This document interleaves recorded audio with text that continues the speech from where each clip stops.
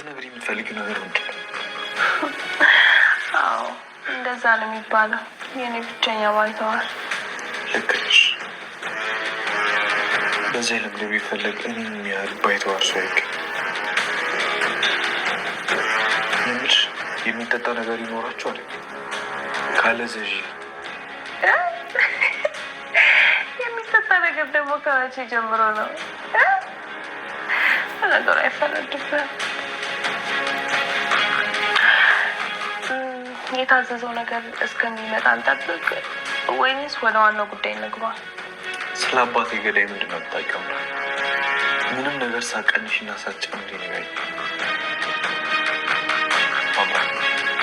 ጊዜን እያባከሽብኝ ከሆነ ግን ፈጣሪ ያለመን እስከዛሬውን እንዴት እንወጣብሻል? ይህን ቤተሰብ ለማተራመስ በስከ መጨረሻ ተሳካልኝ ብላ የምታስበው አምራን አሁን ደግሞ ለዳግም እውነታውን እናገራለሁ ብላ በማሰብ ቪዲዮውን እየሰጠችው ትገኝ ነበረ። ታዲያ ዳግምም ቪዲዮውን ካየ በኋላ ይህ ቤተሰብ የኔ ቤተሰብ አይደለም፣ ጠላቴ ነው፣ የአባቴ ገዳዮች ናቸው እያለም በእናትና በአባቱ ላይ እያዘነባቸው ይገኝ ነበረ። ታዲያ ዳግም ናሆምና ኤሚን እህትና ወንድም ብዬ ለመቅረብ በጣም እቸገራለሁኝ፣ እነሱ የጠላቴ ልጆች ናቸው እያለም እየገለጻቸው ይገኝ ነበረ። ይህንን ነገር ወይዘሮ ዝናሽ ስትሰማ ዳግምን ለማስተባበል እየሞከረች ትገኛለች። እሱም ምንድነው ላይኩን አባትህን አልገደለብህም፣ አባትህ የት እንደሄደ አይታወቅም፣ እኛ ደግሞ ስንቀብር የነበረው የሰንበቱ አስከሬን ሳይሆን አቶ ላይኩን የመኪና አደጋ ያደረሰበት ሰው ነበረ። እናም ግራ ሲገባው ወደ እኔ ደወለልኝ። ስለዚህ ጫካ ውስጥ መቅበር አለብን፣ ማንም ሳይን ብለን ያሰብነው ሰው ነው እንጂ በፍጹም ሰንበቱ አይደለም ስትልም ለዳግም አስረድታው ትገኛለች። ዳግምን በመጨረሻ እማዬ ያንቺን ማስተባበያ መስማት አልፈልግም ሲልም እናቱን ጥሏት ሄዷል። ሰላም ጤና ይስጥልኝ ውድና የተከበራችሁ ቤተሰቦች እንዴት ናችሁ? እግዚአብሔር ይመስገን እኔ በጣም ደህና ነኝ። በያላችሁበት ሰላማችሁ ይብዛ እያልኩኝ እንኳን ወደ ቻናሌ በሰላም መጣችሁ። ለዚህ ዩቲዩብ ቻናል ደግሞ አዲስ ከሆናችሁ ላይክ፣ ሼር፣ ሰብስክራይብ በማድረግ ቤተሰብ ሆኑ። እንዲሁም ደግሞ ሀሳብ አስተያየትም ካላችሁ ኮሜንት ላይ አሳውቁኝ። ለዛሬው ደግሞ ኑሐሚን ፊልምን ክፍል 83 ይዤላችሁ መጥቻለሁ። እስከ ቪዲዮ ፍጻሜ አብራችን ቆዩ። መከራና ችግር የማያጣው የኑሐሚን ክሩ ቤተሰብ አሁንም ሌላ ችግር ውስጥ ገባን እያሉ ከችግሩ ለመውጣት ደፋ ቀና እያሉ ይገኙ ነበረ። ታዲያ ወይዘሮ ዝናሽ የዳግምን አፍ ካዘጋችው በኋላ በፍጹም ያምነኛል ብለሽ ትጠብቂያለሽ እንዴ ሲል ነበረ አቶ ላይኩን እየጠየቃት የምትገኘው። ወይዘሮ ዝናሽም እኔ ምን አገባኝ፣ ቢያምን ባያምን አሁን ከኔ ተላቋል፣ በእርግጠኝነት አንተን አሳልፎ ለፖሊሶች አይሰጥህም እያለችም እየነገረችው ትገኝ ነበረ። ወደ ናሆም ስልክ በመደወል ናሆሜ ዳግም እንደዚህ ብሎኛል፣ አምራን በእርግጠኝነት ያንን ቪዲዮ ሰጥተዋለች፣ አይቻለሁም ብሎኛል፣ ስለዚህ እባክህ ወንድምህን አረጋጋው ስትል ነበረ እየነገረችው የምትገኘው። ናሆምም እማዬ እንዴት ብዬ ነው አሁን የዳግምን ፊት የማየው፣ እንዴትስ ልጠጋው ሲልም እየጠየቃት ይገኛል። ታዲያ ወደ ዳግም በመመለስ ሲፈልገው ዳግም ከተቀመጠበት ቦታ ለቆ ሄዶ ነበረ።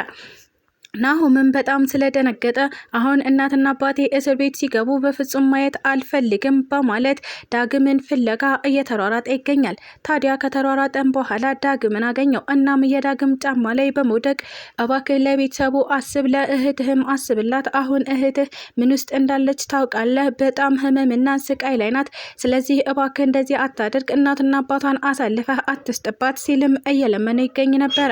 ዳግምም ቆይም ናሆም ለምንድነው እንደዚህ የምትለምነኝ? እኔስ አላሳዝንህም እንዴ? በልጅነቴ አባቴን ያጣሁ ሰው ነኝ። እናም ደግሞ አባቴን ያጣሁት በማምናቸውና በምወዳቸው ቤተሰቦቼ ነው እና እናቴ ብዬ ከማምናት ሰው ነው ይህንን ነገር የሰማሁት።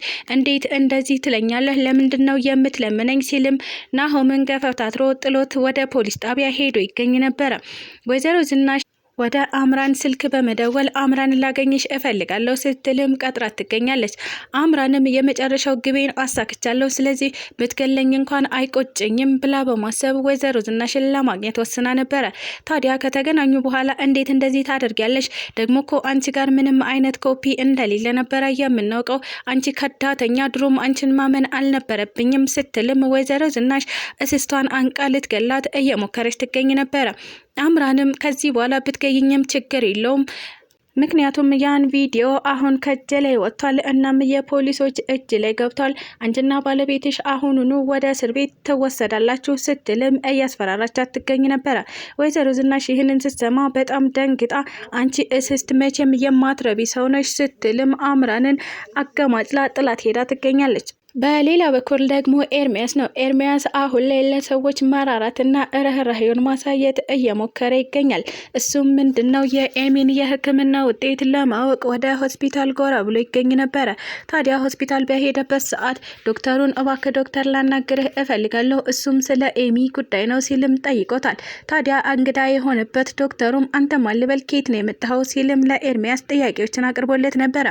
ኤርሚያስም እኔ የኤሚ የልጅ አባት ነኝ፣ ምንም እንኳን ቤተሰቦቿ ባይፈልጉኝም እናም ከነሱ ጋር ጸብ ሆንም ነገር ግን አባትነቴን ማንም አይነጥቀኝም፣ እናም እኔ ደግሞ አባትነቴን አልክድም ሲልም ነበረ ለዶክተሩ እያስረዳው የሚገኘው። ታዲያ ዶክተሩም ይህንን ችግር በመረዳት እሺ ኤርሚያስ መቀመጥ ትችላለህ፣ እናም መጠየቅ የምትፈልገውን ነገር ማለቴ ማወቅ የምትፈልገውን ነገር ማወቅ ትችላለህ ሲልም ፍቃዱን ሰጥቶት እያስረዳ ይገኝ ነበረ። ታዲያ ስለ ኤሚ በሽታዎች አንዳንድ ነገር ከነገረው በኋላ አሁን ለኤሚ መቅኔ እንደሚያስፈልጋት እናም የሁሉም ሰው ደግሞ እንዳልተመሳሰለ እየነገረው ይገኝ ነበረ። ታዲያ ኤርሚያስም ይህንን ነገር ከሰማ በኋላ ዶክተር የልጁን ጉዳይ በሪቶ ኤሚ ልጇን እንድታስወርደው እኔ ነግራታለሁ። ከዛ ውጭ ግን ለሷ የሚሆነውን የደም አይነት ልፈልግላት ዝግጁ ነኝ። እኔ ናሙና መስጠት እፈልጋለሁ። ከኔ ጋርም ከተመሳሰለ እኔ ሰጣታለሁ። ካልሆነ ደግሞ በዙሪያ ያሉ ሰዎችን ለማናገር ፍቃደኛ ነኝ ሲልም ለዶክተሩ እያስረዳው ይገኝ ነበረ። ይህንን ብሎ ከተመለሰ በኋላ ኑሐሚንን አገኛት። እናም ኑሐሚን አሁን ደግሞ እዚህ ምን ትሰራለህ? ቆይ አንተ ለዚህ ቤተሰብ ችግር ከመፍጠር ወደ ኋላ አትልም እንዴ ስትልም እያናገረችው ትገኛለች። ታዲያ ኤርሚያስም እባክሽ ኑሐሚን አንቺ እንኳን ከዚህ ቤተሰብ ወጥተሽ እኔን ለመረዳት ሞክሪ። እኔ በፍጹም አሁን ከኤሚ አጠገብ መራቅ አልፈልግም። እናም ለሷ ከጎኗ ሊሆንላት እፈልጋለሁ። ልጁንም እንድታስወርደው ላደርጋት እችላለሁ ለማለት ነው ወደ ዶክተሩ ቢሮ ሄጄ የነበረው ሲልም እያስረዳት ይገኛል። ኑሐሚንም ኤሚ አንተን የምትሰማህ ይመስልሃል? ይህን ሁሉ ቤተሰብ ያልሰማች እንዴት አንተን ትሰማሃለች? ስትልም እየጠየቀችው ትገኝ ነበረ። እንዴት እንደምትሰማና እንደማትሰማኝ አሳይሻለሁ። ምክንያቱም ኤሚ እኔን ይመለከታል ብላ ወደ እኔ ስልክ ደውላ አሁኑኑ ልጅህን ሊያስወርዱት ስለሆነ ልታስቆማቸው ትችላለህ ወይ ስትልም ጠይቀኝ ነበረ። ስለዚህ ኤሚ እኔ እንደሚመለከተኝ አምናበታለች ሲልም ለኑሐሚን አስረድቷት ይገኛል። ታዲያ ኑሐሚንም እሺ አሁን ኤሚን ለማገዝ ፍቃደኛ ከሆንክ ለሷ የሚያስፈልጋትን መቅኔ ለማግኘት ልታግዘን ትችላለህ። ቤተሰቡ በሙሉ ተመርምሮ በፍጹም ከሷ ጋር አይመሳሰልም። ስለዚህ አሁን ሌላ ማግኘት ይኖርብናል ስትልም እየጠየቀችው ትገኛለች። ታዲያ ኤርሚያስም ከኤሚ ጋር የሚመሳሰል እኔ አውቃለሁኝ፣ ነገር ግን የሚሳካ አይመስለኝም ሲልም ለኑሐሚን እየነገራት ይገኝ ነበረ። በእርግጠኝነት ከኤሚ ጋር የሚመሳሰለው የአምራን የደም አይነት ይሆናል ብዬ አስባለሁኝ። ታዲያ አምራን ለዚህ ቀን በፍጹም ትደርስላቸዋለች ብዬ አላስብም። ምክንያቱም አምራን የዚህን ቤት ውድቀት እንጂ የዚህን ቤት ጥንካሬ እናም ሰላም በፍጹም አትፈልገውም። በመጨረሻ ወይዘሮ ዝናሽና አቶ ላይኩን በቁጥጥር ስር ሊውሉ ይገኙ ነበረ። ታዲያ እነሱ በቁጥጥር ስር ሊውሉ ሲሉ ልጆቻቸው ከኋላም ከፊትም በመሰባሰብ እባካችሁ ቤተሰቦቻችንን አትወሰዱብን እያሉ ፖሊሶቹን እየተማጸኑና እየለመኗቸው ይገኙ ነበረ።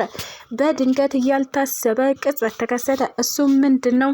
ሞቷል ተብሎ ሲታሰብ የነበረው ሰንበቱ በድንገት ከፊታቸው ድቅን ብሎ ይገኛል።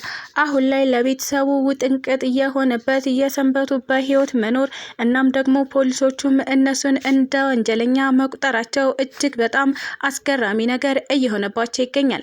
ስለተከታተላችሁኝ እጅግ አድርጌ አመሰግናለሁ። ለቻናሌ ደግሞ አዲስ ከሆናችሁ ላይክ፣ ሼር፣ ሰብስክራይብ በማድረግ ቤተሰብ ሁኑ። እንዲሁም ደግሞ ሀሳብ አስተያየትም ካላችሁ ኮሜንት ላይ አሳውቁኝ። ኢትዮጵያ ለዘላለም ትኑር እያልኩ ሰናበታችኋለሁ።